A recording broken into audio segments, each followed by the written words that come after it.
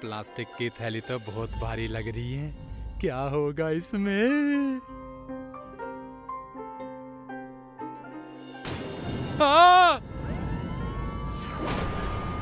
Hello police.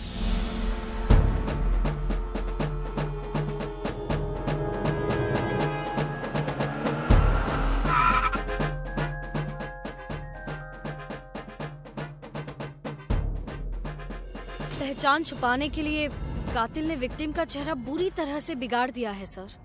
कोई बात नहीं कामिनी जी, एक्सपर्ट इस महिला का चेहरा बना लेगा। तुम एक काम करो, आसपास के जितने भी घर हैं सबसे पूछताछ करो। Okay sir.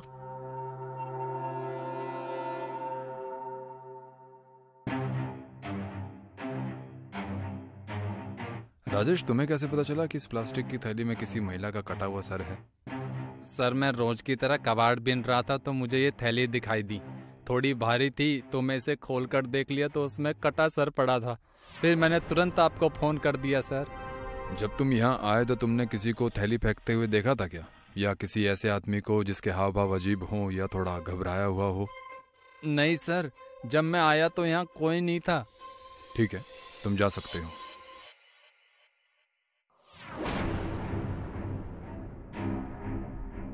कामिनी जी, इस नदी पर आने जाने वाले सारे रास्तों पर जितने भी सीसीटीवी हैं, आज से पिछले 10 दिन तक के मुझे वो सारी फुटेज चाहिए।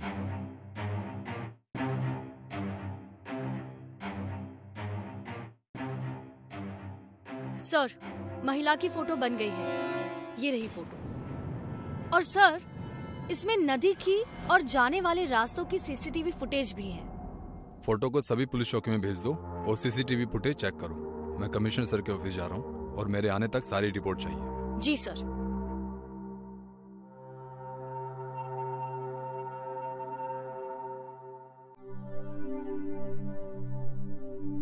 कुछ पता चला कामिनी जी? नहीं सर, किसी भी थाने से कुछ पता नहीं चला कि महिला कौन थी। ऐसे कैसे पता नहीं चला? और फुटेज का क्या हुआ? सर, उसमें भी ऐसा कुछ नहीं मिला जिससे हम कातिल के बारे में जान सके। फुटेज कहाँ है?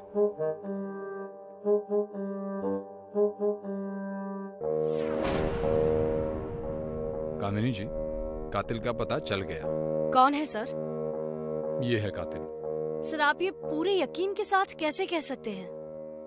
गौर से देखो इसे। इस फुटेज में और बाकी फुटेजेस में सभी लोग बिना मास्क और कैप के हैं, और ये आदमी बारिश वाले दिन में कैप पहनकर चल रहा है और कोरोना के जाने के साल भर बाद भी मास्क लगाकर घूम रहा है। पता है क्यों? क्यों सर? क्योंकि इसे भी पता है कि रास्ते में सीसीटीवी कैमरा है। लेकिन सर, ये भी तो हो सकता है कि ये आदमी गंजा हो या उसके सिर पर डैंड्रफ हो, उसके बाल झड़ते हो या उसे स्टाइल में रहना पसंद हो, और इन्हीं सब वजह से लोग कैप पहन लेते हैं सर। राइट, लेकिन इस पर शक करने का कारण ये है कामिनी जी कि ये आदमी उसी रोड के अगले सीसीटीवी फुटेज में नहीं, लेकिन 10 मिनट बाद वापसी वाले फुटेज में वो है, और इसी बीच में वो घाट है जहां हमें कटा हुआ सर मिला था। वाह सर, आप तो सच में कमाल है। अपना तो ऐसा ही है। आरटीओ ऑफिस से इस बाइक की डिटेल्स निकालिए।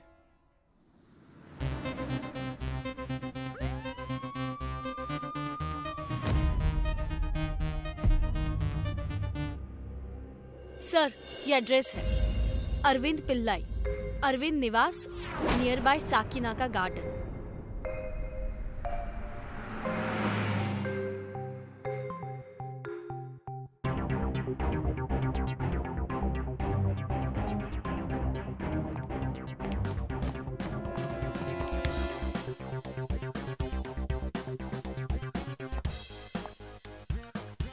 अरविंद पिल्लाई? जी हाँ, कहिए। मैं इंस्पेक्टर राठौर। आप इस महिला को जानते हैं? जी हाँ, ये सुलोचना जी हैं, मेरी किराएदार। बोलिए, क्या बात है? इनका कत्ल हो गया है 2 दिन पहले। तुम्हें नहीं पता क्या? किसने मारा? यही तो पता लगाने हम यहाँ आए हैं। इनके घर में कौन कौन है? जी कोई नहीं, वो अकेली ही रहती थी। जब वो घर नहीं आई तब तुमने रिपोर्ट क्यों नहीं लिखवाई? सर, इसलिए नहीं लिखवाई क्योंकि सुलोचना जी का ऐसा करना रूटीन था। कभी कभी तो 15-20 दिन घर नहीं आती थी। हो सकता है उनका काम ऐसा हो। सर, इस अरविंद को देखकर ऐसा लगता नहीं है सर कि इसने कत्ल किया होगा। तुम्हें ऐसा क्यों लगता है? देखा नहीं सर आपने? हमसे बात करते हुए वो कितना नॉर्मल था, जबकि पुलिस का नाम सुनते ही अपराधियों के पसीने छूट जाते हैं, हाथ पैर कांपने लगते हैं सर। बात तो तुम्हारी सही है कामिनी। पुलिस का नाम सुनते ही लोगों के हाथ पैर। अरविंद से एक बार और मिलना पड़ेगा। चलो।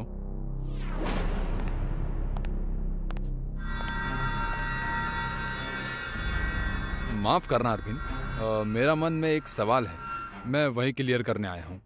तुम्हारे हाथ में ये चोट कैसे लगी? घर के साफ सफाई में लग गई थी sir. If you don't mind, हम तुम्हारा साफ सुथरा घर भी देखना चाहते हैं। देखिए, आप लोग ऐसे किसी के घर में नहीं घुस सकते, पर हम तो घुस चुके हैं अरविंद जी। पूरे घर की तलाशी लो।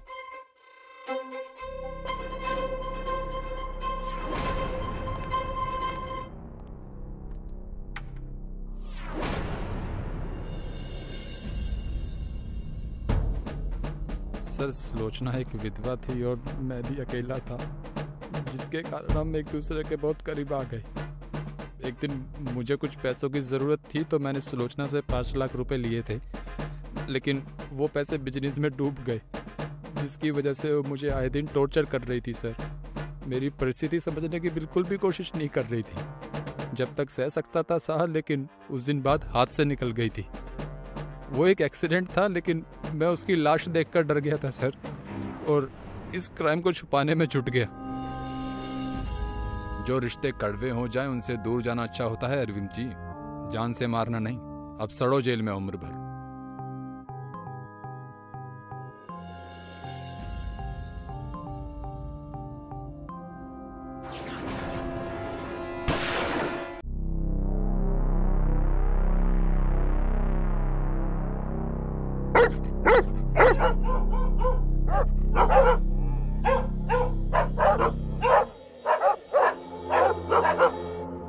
ये शोर कैसा है और ये बदबू कहां से आ रही है? सर, ये बदबू इस जले हुए हाथ से आ रही है।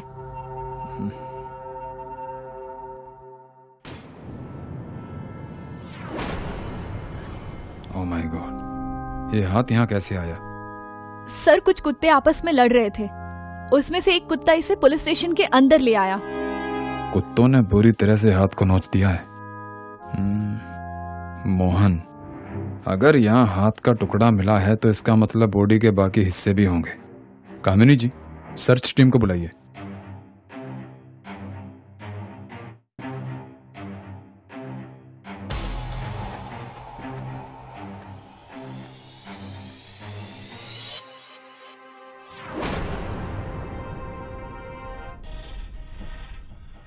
एक्सक्यूज मी, आप लोग किसी मोहन को जानते हैं जो आसपास रहता है? सर जी, एक मोहन तो रहता था इसी सोसाइटी में, लेकिन अब नहीं रहता। 6 महीने पहले वो यहाँ से चले गए। कहाँ चले गए? सर, वो गोमती नगर में शिफ्ट हो गए थे। क्या बात कर रहे हैं मल्होत्रा जी?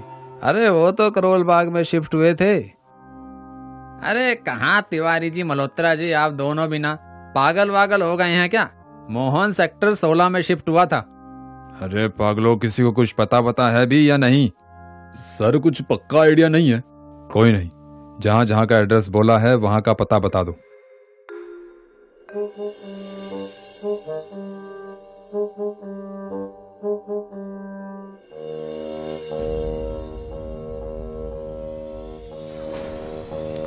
सर, हमने सब जगह देख लिया, लेकिन बॉडी कहीं नहीं मिली और ना ही पूछताछ में कुछ पता चला है।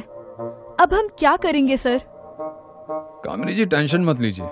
क्राइम हुआ है तो क्रिमिनल पकड़ा ही जाएगा। क्रिमिनल किसी और से बच सकता होगा, पर राठौर से नहीं बच सकता।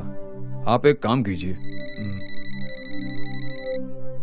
हेलो सर, वो लोग गणपति नगर में शिफ्ट हुए थे, बस मैं इतना ही जानती हूँ, और वो कोई सही आदमी नहीं था। गायत्री जी, आप तो वही है ना जिससे मैंने लक्ष्मी नगर सोसाइटी के पास फोटो दिखाकर पूछा था? जी, लेकिन उस वक्त मैं बहुत घबरा गई थी, इसलिए कुछ बता नहीं पाई। It's okay. आप बता दीजिए कि आप उस कटे हुए हाथ के बारे में क्या जानती हैं? सर, वो हाथ मेरी सहेली रेशमा का है। इतने यकीन की वजह? उसके नेल्स पर जो आर्ट वर्क है वैसे आर्ट वर्क की वो आदी थी। लेकिन वैसा आर्ट वर्क तो कोई भी आर्टिस्ट कर सकता है। जी कर सकता है, लेकिन उस आर्टिस्ट के फिंगर्स पर ऊपर वैसे ही 2 तिल हो, उतने ही डिस्टेंस पर। ऐसा इत्तेफाक शायद संभव नहीं है सर।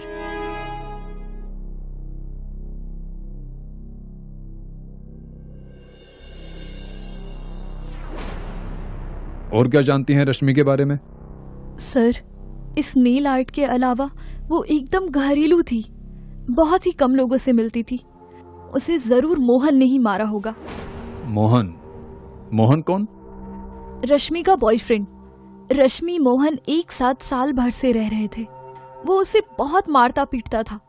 इतना ही नहीं सर, वो कमीना मुझे भी छेड़ता था। मैंने कई बार रश्मि को समझाने की कोशिश की थी कि वो मोहन को छोड़ दे, मगर उसकी आंखों पर प्यार की पट्टी बंधी थी। अगर छोड़ देती तो शायद आज जिंदा। हिम्मत से काम लीजिए गायत्री जी। अगर आपको उसका एड्रेस पता है तो प्लीज शेयर विद अस। वो गणपति नगर में कोयल अपार्टमेंट में फ्लैट नंबर 205 में उसके साथ रहती थी।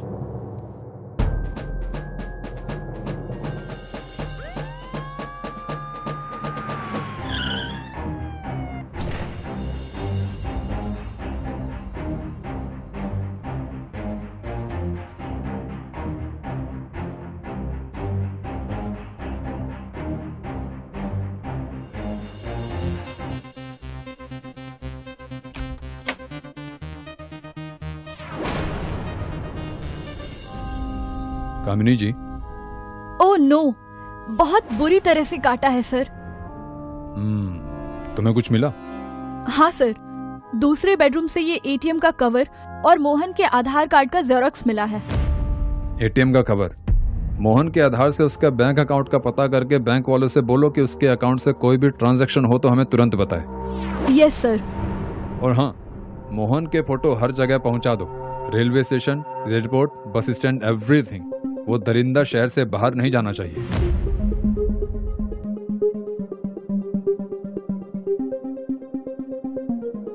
सर, अभी अभी बैंक से फोन आया था। उन्होंने बताया मोहन ने अभी दिल्ली नोएडा हाईवे के पास वाले एटीएम से पैसे निकाले हैं। जल्दी चलो, इस बार ये हाथ से नहीं निकलना चाहिए।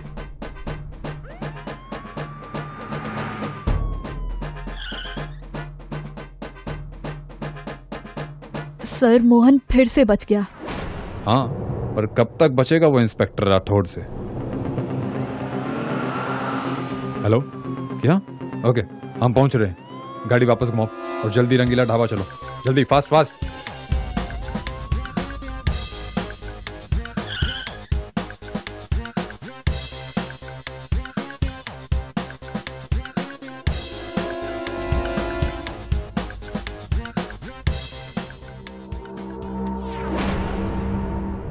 अब उठोगे भी या बैठे ही रहोगे? चलो हमारे साथ। अब हम तुम्हें भरपेट खाना खिलाएंगे, वो भी जेल में।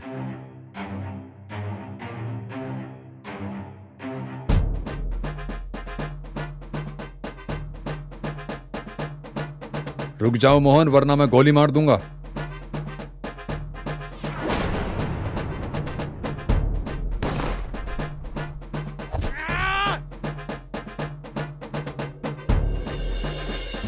गोली मत मारना सर, मैं चलूंगा आपके साथ। चलो।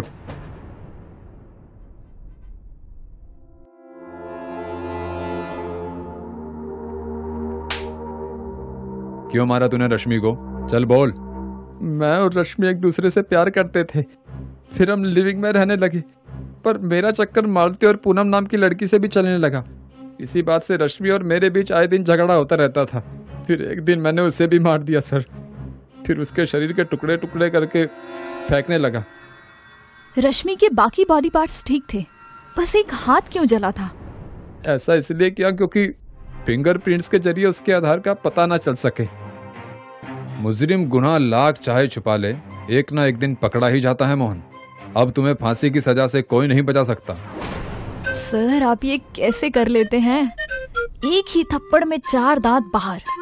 कमाल है सर आप। अपना तो ऐसा ही है।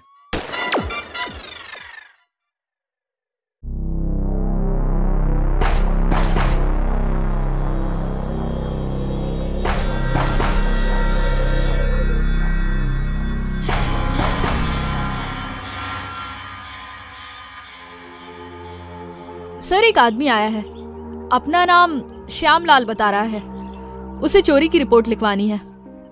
तो फिर लिख लीजिए, इसमें पूछने वाली क्या बात है। सर लिख तो लूं, पर यह आदमी आपसे ही मिलकर रिपोर्ट लिखवाना चाहता है। ठीक है, बुलाओ उसे। आ जाइए।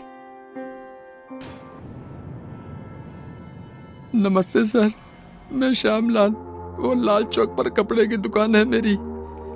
जी, क्या चोरी हो गया है आपका? सर कंगन चोरी हो गई है। और कुछ भी चोरी हुआ है क्या उसके साथ? नहीं सर, बस कंगन ही चोरी हुआ है। कंगन सोने का है या चांदी का? पीतल का सर। यहाँ मजाक चल रहा है क्या श्यामलाल जी? जो पीतल के कंगन की चोरी की रिपोर्ट लिखवाने आ गए? फालतू की चीजें ढूंढने का काम रह गया है क्या हमारे पास? मैडम वो कंगन आपके लिए फालतू हो सकता है, मगर मेरे लिए नहीं। वो कंगन मेरी माँ की आखिरी निशानी है। उस कंगन से मेरी यादें, मेरे जज्बात जुड़े हैं, फालतू नहीं है वो। श्यामलाल जी, कामिनी जी की तरफ से मैं आपसे माफी मांगता हूँ। उन्हें पता नहीं था कि उस कंगन के साथ आपकी माँ की यादें जुड़ी हुई हैं। सर एक समय था जब हमारे पास खाने के लिए कुछ पैसा नहीं था, तो माँ ने उस कंगन को गिरवी रखकर हमारा पेट भरा था। फिर मैंने पैसा इकट्ठा करके उसे वापस छुड़ाया था। वो कंगन मेरे लिए बहुत मायने रखता है सर। मैं जानता था पीतल का कंगन के लिए कोई रिपोर्ट नहीं लिखेगा, इसलिए मैंने आपसे मिलने की जिद की थी। हम पूरी कोशिश करेंगे कि आपका कंगन आपको मिल जाए, पर सवाल ये है कि चोर ने सिर्फ पीतल का कंगन ही क्यों चुराया? क्या पता सर, ये तो चोर ही बता सकता है। आप अपना एड्रेस लिखवा दीजिए, हम आते हैं थोड़ी देर में। तब तक आप किसी भी चीज को हाथ मत लगाइएगा। एड्रेस लिख लीजिए।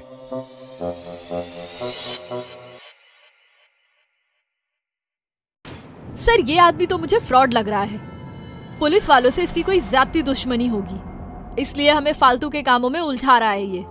पीतल का गहना कोई भी गिरवी नहीं रखता सर। आपकी बात में दम तो है कामिनी जी, पर श्यामलाल की आंखों में भी सच्चाई दिख रही थी। एक कप चाय पीकर चलते हैं उसके घर।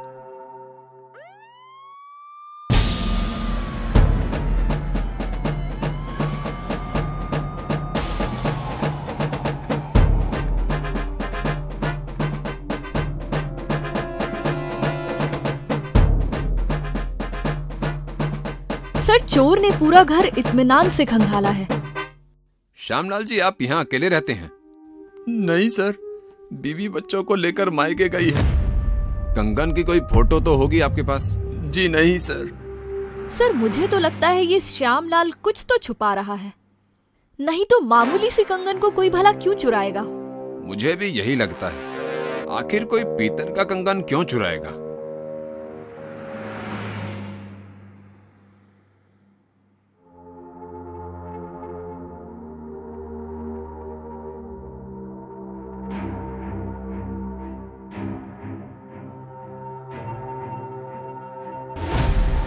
सर मैं तो कहती हूँ श्यामलाल को लाकर अपने राम प्यारी का स्वाद चखाते हैं, सब सच बाहर आ जाएगा। कामिनी जी, कानून के दायरे में रहकर काम करना है, उसे हाथ में लेकर नहीं। Sorry sir. बुलाइए फिर श्यामलाल को। नमस्ते सर, कंगन मिल गया क्या? अभी तक तो नहीं श्यामलाल जी, लेकिन आपने बताया था कि एक बार आपकी माँ ने कंगन गिरवी रखा था। कहाँ रखा था गिरवी? गुप्ता ज्वेलर्स के पास रखा था। मेरी दुकान के साथ ही उनकी दुकान है, वो आज भी गल्ले पर बैठे हैं। बताइए साहब, क्या दिखाऊं? गुप्ता जी को बुलाओ। सर मैं ही गुप्ता हूँ, बोलिए। हाँ तू गुप्ता है क्योंकि तेरे पिताजी गुप्ता हैं, समझा? उनको बुलाओ। जी बताइए, क्या सेवा कर सकता हूँ आपकी? आप ये आपके साथ वाली दुकान वाले श्यामलाल जी को जानते हैं क्या? उसे ही नहीं, उसके पूरे परिवार को भी अच्छे से जानता हूँ। क्या हुआ? कुछ खास नहीं, बस एक इंक्वायरी करनी थी। उनकी माँ ने आपके पास कभी कोई पीतल का कंगन गिरवी रखा था क्या? जी रखा था। बेचारी के पास खाने के लिए पैसे नहीं थे। बहुत विश्वास था उसे मुझ पर। मैंने कहा भी था कि भाभी पैसे ले जाइए, कंगन रखने की कोई जरूरत नहीं, पर वो खुददार औरत थी। भगवान ऐसे लोग कम ही बनाता है। श्यामलाल ही वो कंगन मुझसे छुड़ा कर ले गया था। उसकी जगह कोई अनजान होता तो मैं पीतल का कंगन कभी गिरवी नहीं रखता। पर इतनी पुरानी बात आप लोग क्यों पूछ रहे हैं? दरअसल उनका वो कंगन चोरी हो गया है, हम उसे ढूंढ रहे हैं। पीतल का कंगन चुनाकर किसी को क्या हासिल होगा? वही तो हम भी सोच रहे हैं राम भजन जी। पता नहीं ऐसा क्या खास है उस कंगन में जो चोर ने वही चुराया। लगता है चोर कोई नशेड़ी होगा इंस्पेक्टर, जो सोने के धोखे में पीतल ले गया। ठीक है सर, थैंक यू। जरूरत पड़ेगी तो फिर आऊंगा। जी आप ही की दुकान है इंस्पेक्टर। आई थिंक राम भजन जी सही कह रहे हैं, कोई चोर पीतल का सोना समझकर ही ले गया है। मुझे नहीं लगता सर, चोर बहुत शातिर होते हैं, एक नजर में ही बता देते हैं कि गहना सोने का है या पीतल का। पर अब आगे क्या करना है सर? कंगन की चोरी हुई है तो चोरों से ही पूछते हैं।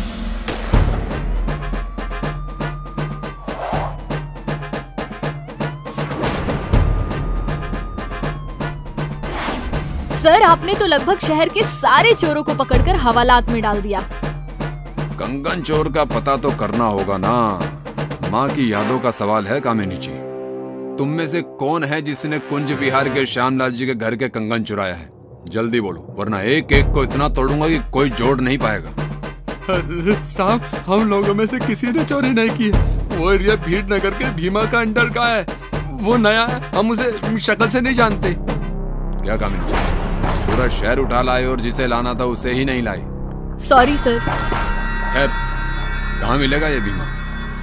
अबे तू मन ने भिखारी समझता है क्या? कितने पैसे चाहिए तुझे बोल? मेरे पास करोड़ों रुपए आने वाला है। जानता है कैसे? वो अपना कुंज विहार वाला श्यामलाल है ना, सुना है उसके घर में एक कंगन है पीतल का। वो एंटीक पीस है भाया, जिसकी विदेश में करोड़ों की कीमत है। मैं उसे उड़ाकर करोड़पति बन जाऊंगा।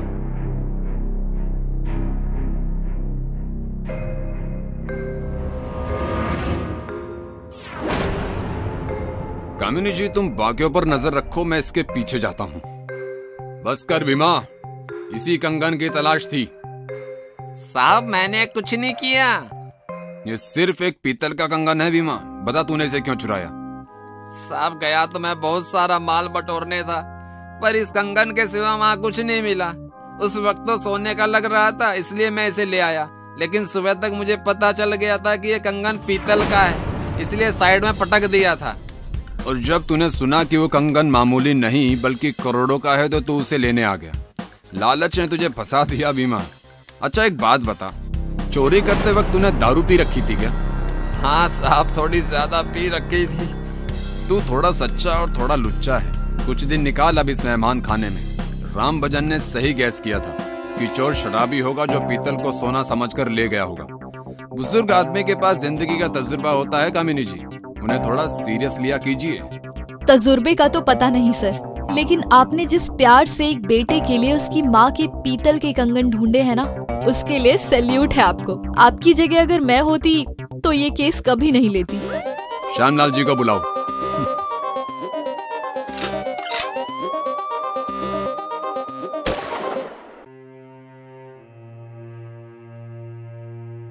काश तुम मेरे साथ होते बेटा, बहुत याद आती है तुम्हारी।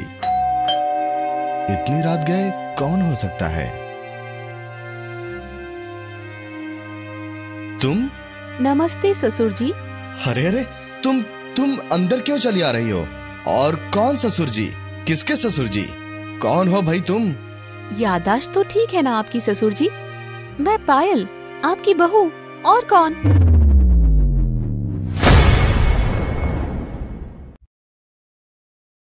इंस्पेक्टर ये लड़की झूठ बोल रही है, ये मेरी बहू पायल नहीं है।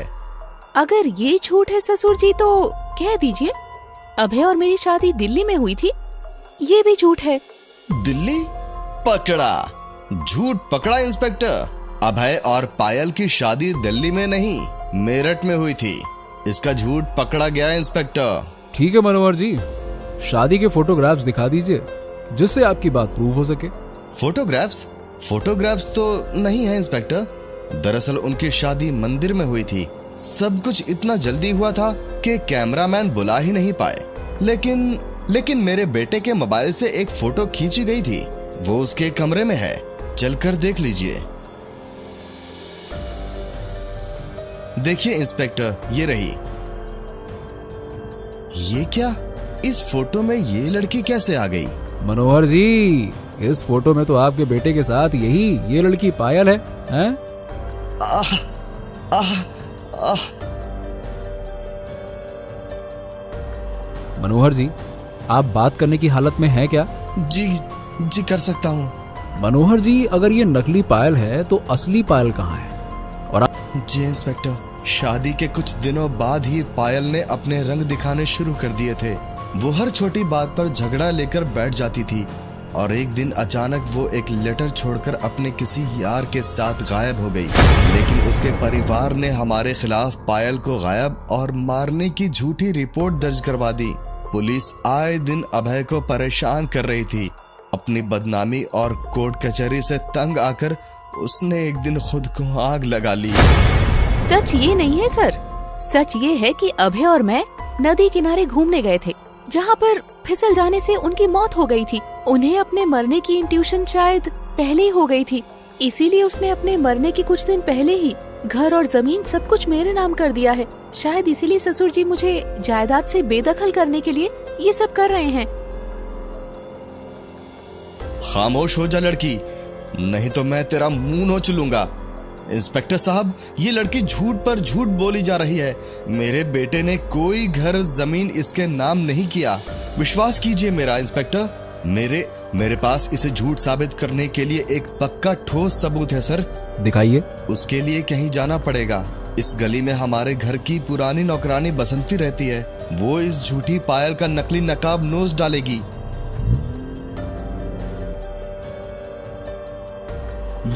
यहाँ तो ताला है। हमें भी दिख रहा है। रुको रुको रुको। जी साहब, ये बताओ, इस घर में जो लेडी रहती है बसंती, कहाँ मिलेगी वो?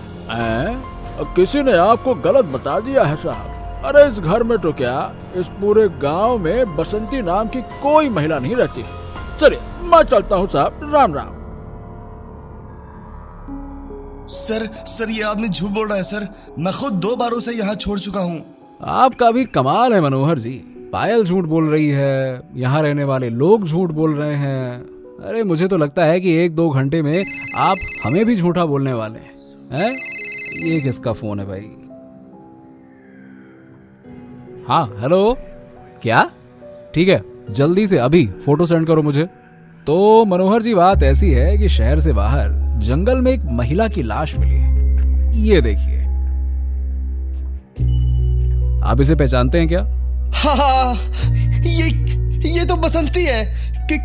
किसने मारा इसे? अब ये तो जांच के बाद ही पता चलेगा कि बसंती का कातिल कौन है। सर, अगर बसंती यहीं रहती थी तो वो आदमी झूठ क्यों बोल गया कि यहाँ कोई बसंती नहीं रहती? वो जरूर क्रिमिनल्स का आदमी होगा। ये मामला जितना छोटा लग रहा था उतना है नहीं कामिनी जी। कुछ तो बड़ा चल रहा है। तो सर, मैं उस साइकिल वाले को पकड़ूं?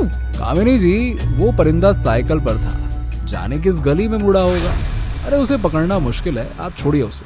चलिए पुलिस स्टेशन चलते हैं, वहां सोचते हैं कि आगे क्या करना है।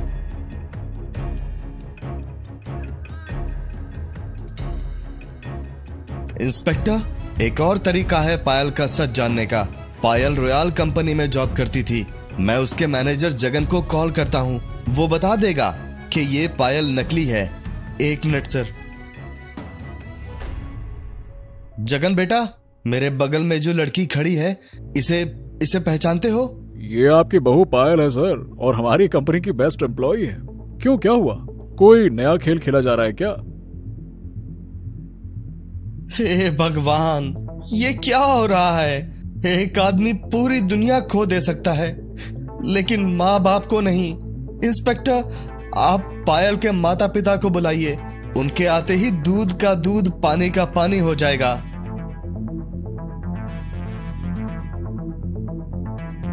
कहिए इंस्पेक्टर, क्यों बुलाया आपने? अरे पायल बेटा, समधी जी, आप दोनों यहाँ क्या कर रहे हैं? श्याम जी, ये क्या कह रहे हैं आप? मैं आपका समधी हूँ, ठीक है, पर ये आपकी बेटी पायल कैसे हुई? ये कैसा बेहुदा मजाक है मनोहर जी? पायल मेरी बेटी है तो बेटी है, कैसे हुई का क्या मतलब? ओह गॉड, नहीं नहीं नहीं, मैं पागल हो जाऊंगा। पता नहीं श्याम जी झूठ क्यों बोल रहे हैं। मैं समझ नहीं पा रहा हूँ। तो बात ऐसी है मनोहर जी कि आपने जितने भी लोगों को सामने लाया है उन सभी ने इन्हें ही पायल बताया है। अब आप भी मान जाइए कि यही पायल हैं और आप अपनी बहू के साथ खुशी से चैन से रहिए। क्या दिक्कत है? 1 मिनट इंस्पेक्टर, मेरे पास एक और सबूत है। सुन लड़की, अगर तू सच में मेरे बेटे की पत्नी है तो मेरे बेटे के शरीर की कोई निशानी बता। अभय के दाहिनी जांघ पर एक बड़ा तिल था। उसके बाएं पैर के घुटने पर बचपन से ही रेड मार्क था। उसकी छाती पर एक कट का निशान था जो ब्लेड से खेलते हुए लग गया था। इतना काफी है या और कुछ भी बताऊं ससुर जी? मनोहर जी, इन्होंने जो कहा वो सही कहा। सही कहा, पर मैं अभी भी कहूँगा कि ये लड़की मेरी बहू पायल नहीं है। मनोहर जी, आपके पास और कोई ठोस सबूत है जिससे साबित हो सके कि ये असली पायल नहीं है? मेरे पास अभी भी एक आखिरी और सबसे ठोस सबूत है और वो है पंडित गोपाल दास, जिसने अभय और पायल की शादी कराई थी। मैं उन्हें कॉल करता हूँ। हेलो पंडित जी, आप MG रोड पुलिस स्टेशन आ सकते हैं? जी जी जी इंस्पेक्टर साहब, पंडित जी कल सुबह 9 बजे आ जाएंगे।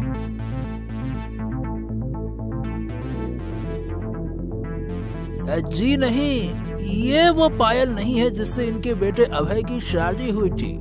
वो तो कोई और थी। देखा इंस्पेक्टर, आपने सुना, ये मेरी बहू पायल नहीं है। अब तो आपको यकीन हो गया ना?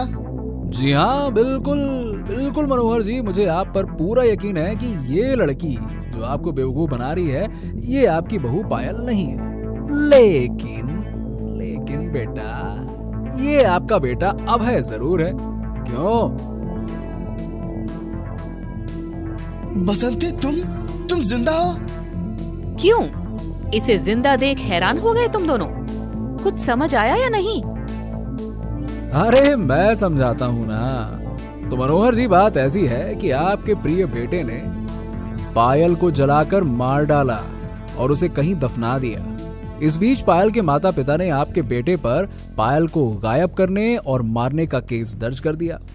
अब इससे छुटकारा पाने के लिए तुम बाप बेटे ने किसी XYZ की बॉडी को जलाकर उसे अभय की लाश प्रूफ कर दिया। अब इससे कोर्ट केस तो बंद हो गया, लेकिन भगवान की अदालत में जो केस एक बार खुल जाता है ना, वो बंद नहीं होता। तो जिस जगह पायल की लाश को तुम्हारे बेटे ने दफनाया था उसे एक डॉगी ने खोद कर बाहर निकाल लिया और उसके बाद श्याम जी और अनीता जी ने आपके बेटे को कानपुर मार्केट में देख लिया और मुझे खबर कर दिया। जिसके बाद मैंने भी एक नाटक का जाल तैयार किया और तुम दोनों बाप बेटों को उसमें फंसा लिया। तो मनोहर जी, ये पायल नहीं बल्कि लाल चौक थाने की इंस्पेक्टर रागिनी सिंह है, जो ड्रामा कंपनी में भी काम करती हैं और आज इनका ड्रामा यहाँ काम आया। Well done Ragini, well done. Thank you. आपने मुजरिम को पकड़ने के लिए हमारी बहुत अच्छी मदद की है। Well done, very good. ये तो मेरा फर्ज था सर।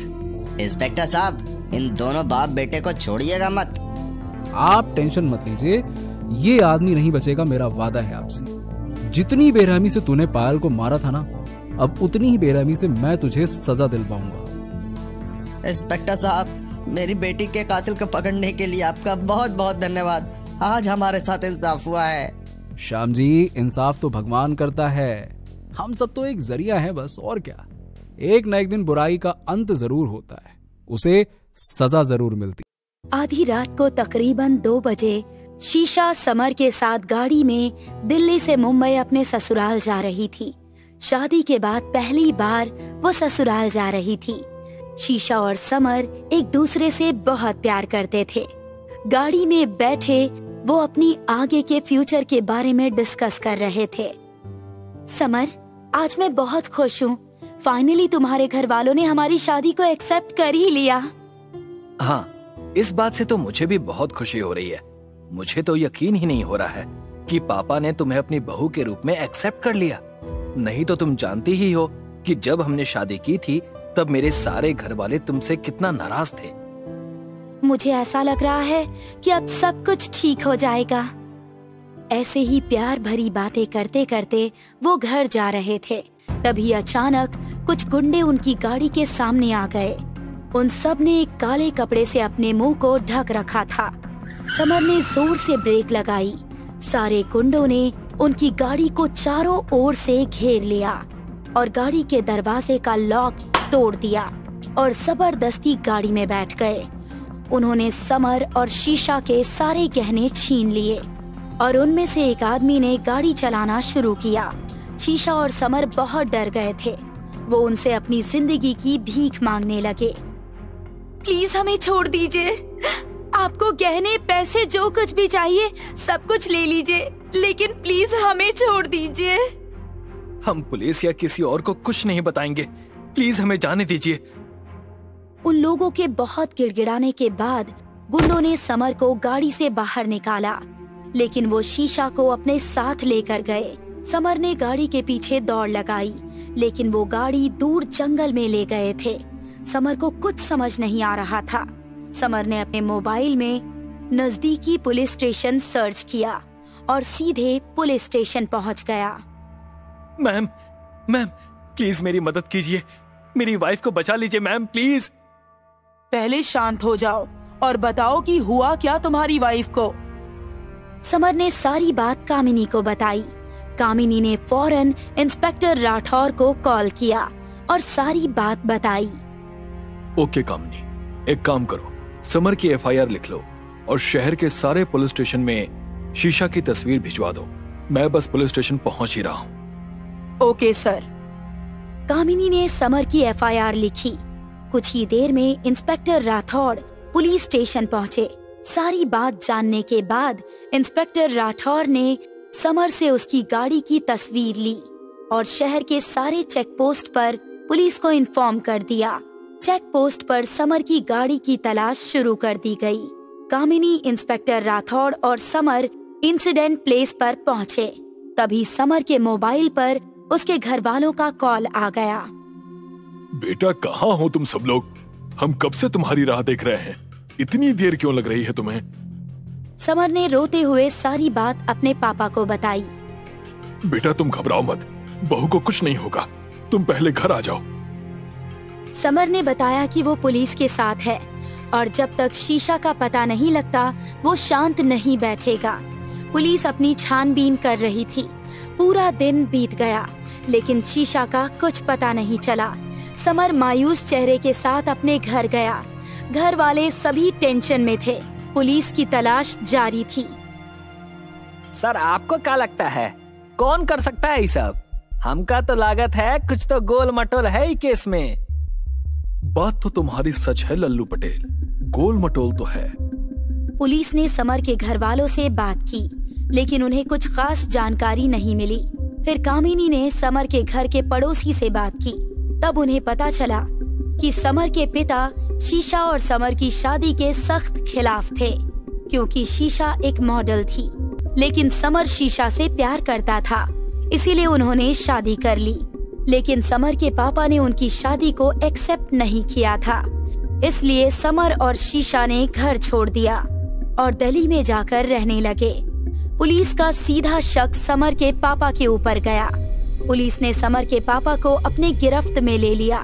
तब समर के पापा ने बताया कि पहले उन्होंने शीशा को अपनी बहू के रूप में एक्सेप्ट नहीं किया था, लेकिन अपने बेटे को खो देने के डर से उन्होंने शीशा को एक्सेप्ट कर लिया।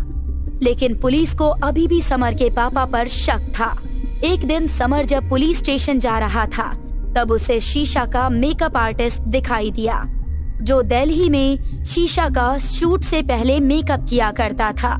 समर को याद आया कि जब भी वो शीशा से मिलने उसके स्टूडियो जाया करता था तब वो मेकअप आर्टिस्ट उसे घूरता रहता था और शीशा को भी अजीब तरह से देखता था।